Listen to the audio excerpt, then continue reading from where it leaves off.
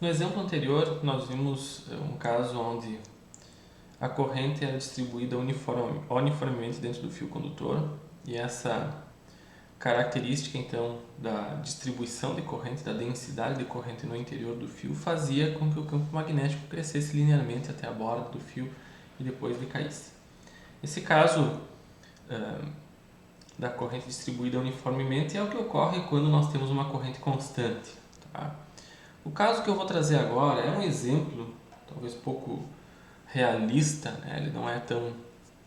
Seria um caso difícil de acontecer na prática, porque nós temos que atender certas condições também, né, da condução de corrente dentro do condutor, mas serve como um exemplo de cálculo e acredito bem interessante. Ao invés de considerarmos uma distribuição de corrente uniforme, vamos considerar uma distribuição de corrente variável no interior do condutor. Então, dado um condutor, mesmo condutor, raio A, o que acontece se nós temos uma distribuição de corrente, por exemplo, com, aqui eu vou colocar uma densidade de corrente como sendo um alfa, que eu não sei qual o valor, mas enfim, é uma constante, que multiplica ρ na direção AZ.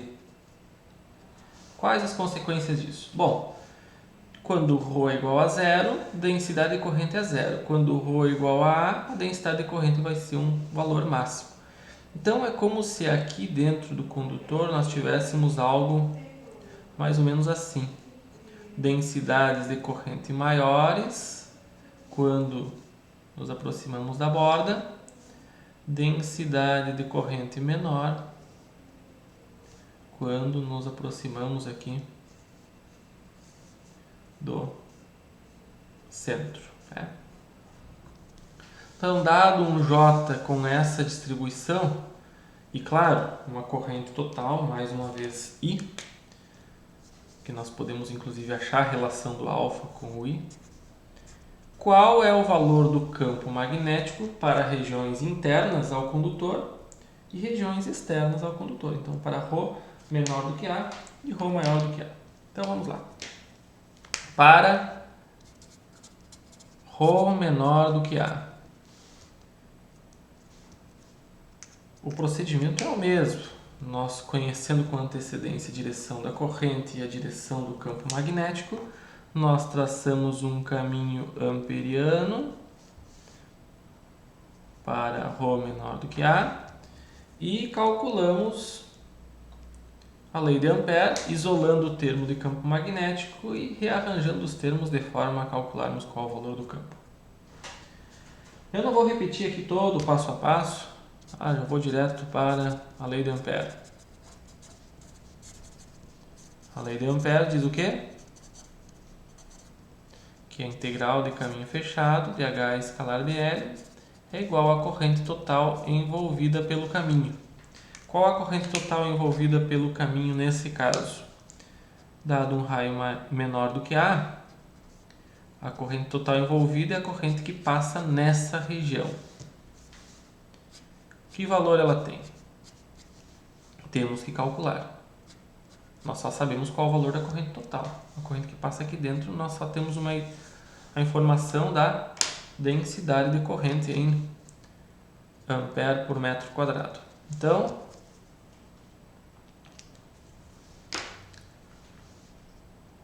do lado direito, nós temos que calcular integral de superfície aberta de J escalar ds.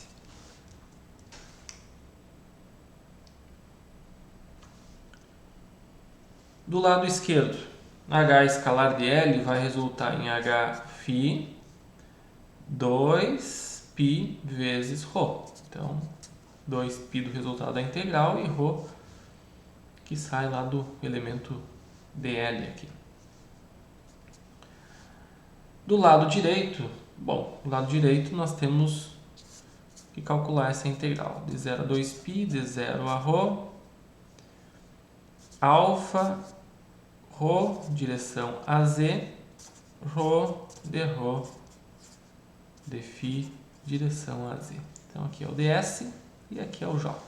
Esse alfa nós ainda não sabemos, depois podemos inclusive calcular esse valor com conhecimento da corrente total. Dado um i conhecido, podemos chegar no valor do alfa. Por enquanto, Hφ ρ 2π igual. Alfa é constante. Então, alfa pode ser integral. Aqui sobra uma integral de 0 a 2π, de 0 a ρ. Fica ρ ao quadrado de ρ de φ. Qual o resultado disso? Isso aqui é alfa. Ρ ao cubo sobre 3, de 0 a ρ, e φ, de 0 a 2π. Então, H, vou colocar aqui, Hφ, ρ vezes 2π, o maior trabalho nós temos do lado direito, né? Temos então alfa, ρ ao cubo sobre 3, vezes 2π. Os termos 2π se cancelam, esse ρ cancela aqui, sobra um ρ ao quadrado. Então, daqui nós podemos já escrever que H no interior do condutor é alfa ρ ao quadrado sobre 3 direção a φ.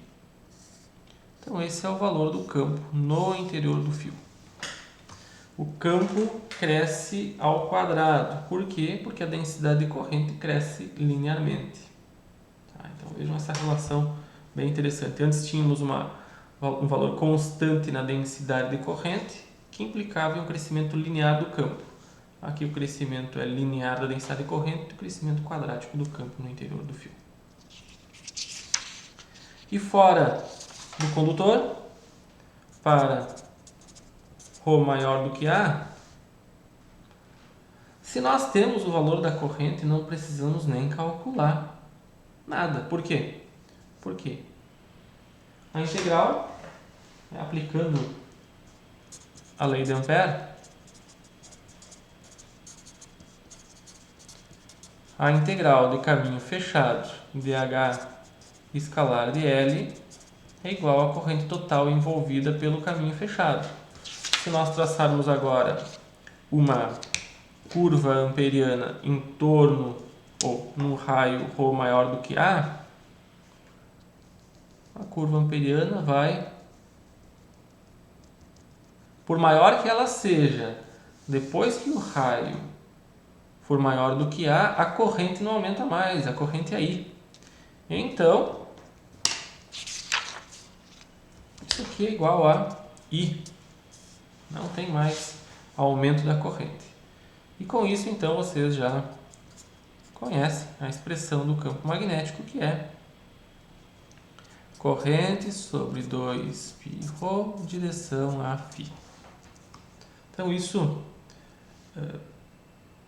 dá um resultado que é igual ao dos casos anteriores com fio, tanto filamentar quanto fio com distribuição de corrente uniforme. Uma vez conhecida a corrente total, vocês têm condições então de calcular o campo magnético. Ele decresce 1 sobre ρ longe do fio.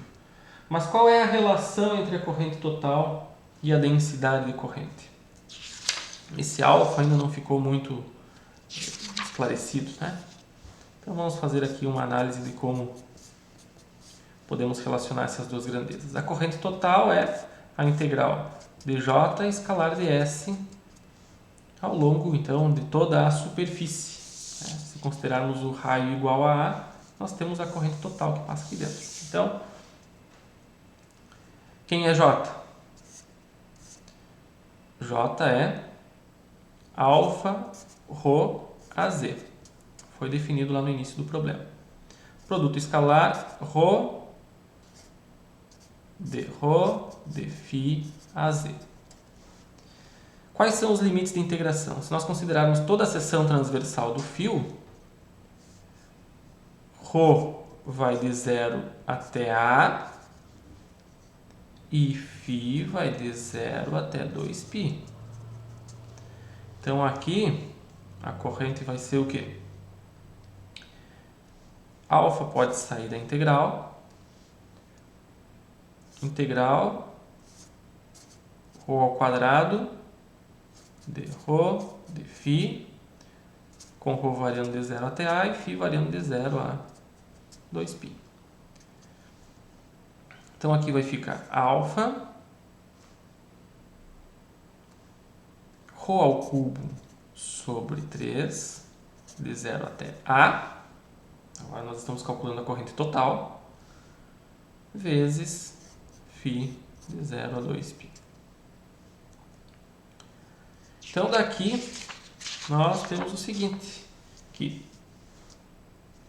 a corrente total é igual a alfa A ao cubo sobre 3 vezes 2π. E assim então nós conseguimos calcular quem é o valor do alfa. Alfa é 3 vezes a corrente sobre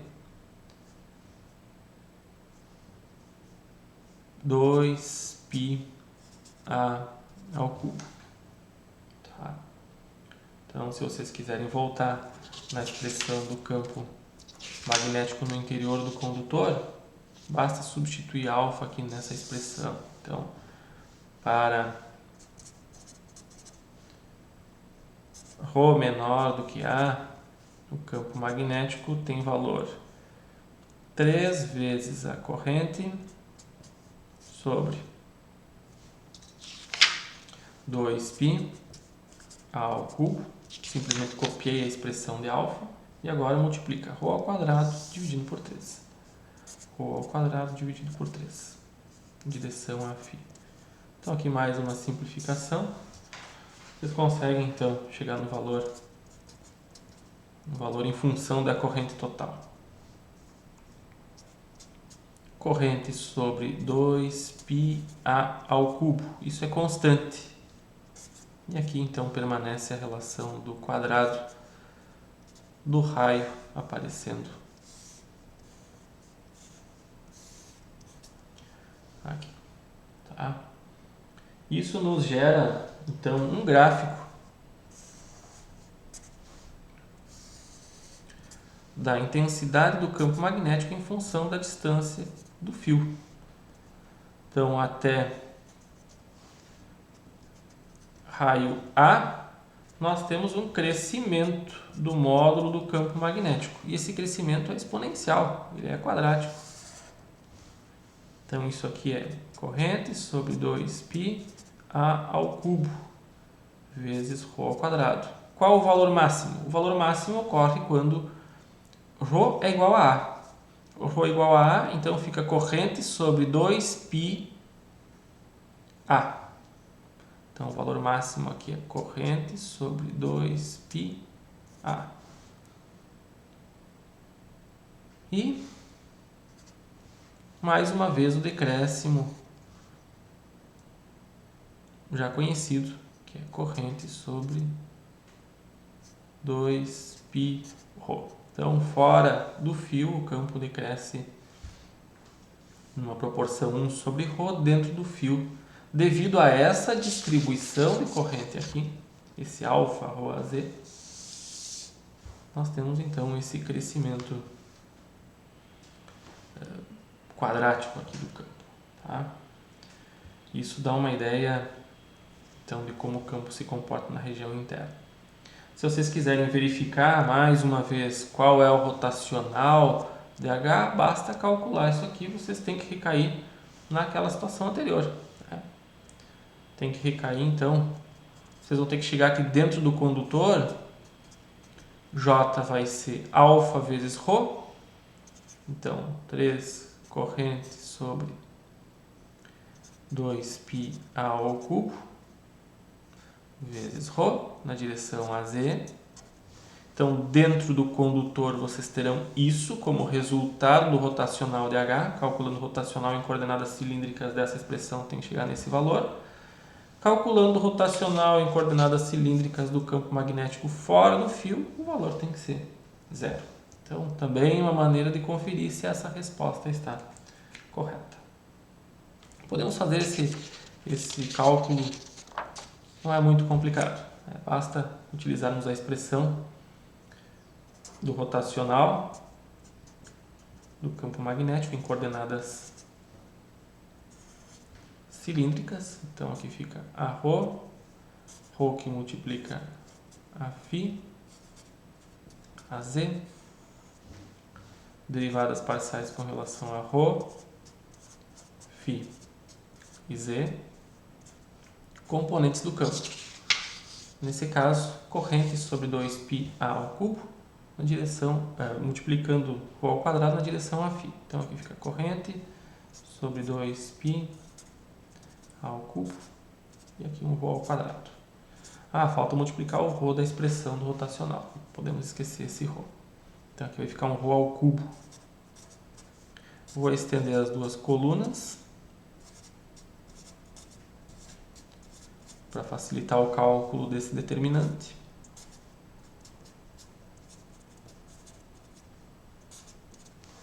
E agora sim, rotacional de H igual a 1 sobre ρ, que multiplica 0, 0, derivada parcial com relação a ρ, corrente sobre 2π a ao cubo, ρ ao cubo. Direção a z.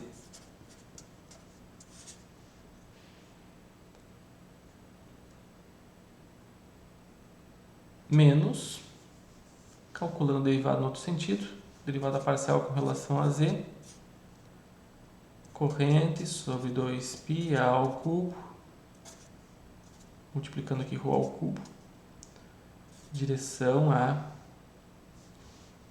ρ.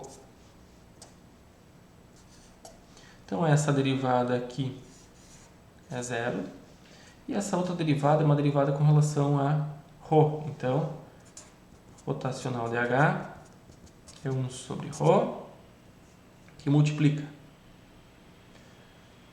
o que é constante, corrente sobre 2πa ao cubo. Aqui a derivada de ρ ao cubo com relação a ρ é 3ρ ao quadrado. Então, esse ρ do denominador cancela com esse. E o resultado é corrente, 3 vezes a corrente sobre 2πa ao cubo, que multiplica ρ. Que é exatamente esse resultado aqui. 3 corrente, 2πa ao cubo, que multiplica... Faltou a direção, né? Esqueci aqui o vetor unitário, direção a z. Então, com isso, nós conferimos o resultado. Dentro do condutor, rotacional de H é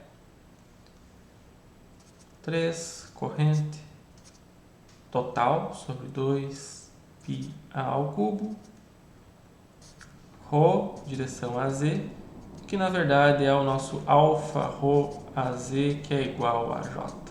Então, conferimos o nosso resultado usando a definição da lei de Ampère.